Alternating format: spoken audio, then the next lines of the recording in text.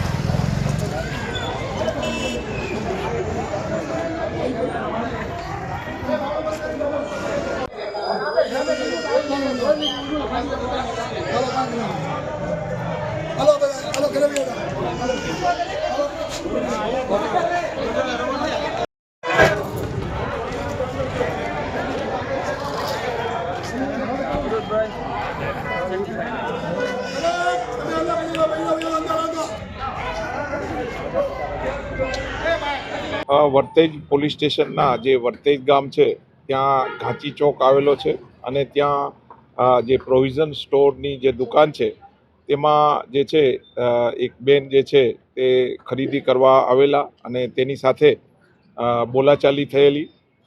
બાદમાં તેઓ પોતાના ઘરે જઈ આ બાબતની વાત જે છે તેઓના પરિવારને કહેતા એ લોકો ઠપકો આપવા માટે અહીંયા આવેલા અને એ રીતનો બનાવ બન્યો. જે આ બનાવ બન્યો તેની પાસે બી એક જમાતના લોકો બીજા પ્રસંગે હાજર હોય ઘણા જે લોકો હાજર હતા તેઓ અહીંયા આ બાબત જે છે જોવા માટે એકઠા થયેલા. તેવી હકીકત પોલીસને મળતા તાત્કાલિક પોલીસ અહીંયા આવી ગઈ અને બીજો કોઈ બી ના બનાવ બને તે માટે હાલમાં બી પોઈન્ટ રાખવામાં આવેલા છે અને શાંતિ સમિતિની મિટિંગ બી લેવામાં આવનાર છે.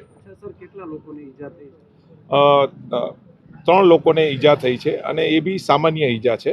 કોઈ એવી લો એન્ડ ઓર્ડરની સ્થિતિ કે એ ટાઈપની છે નહીં, પણ છતાં બી આ પોઈન્ટ જે છે પોલીસ તૈનાત કરવામાં આવેલા છે.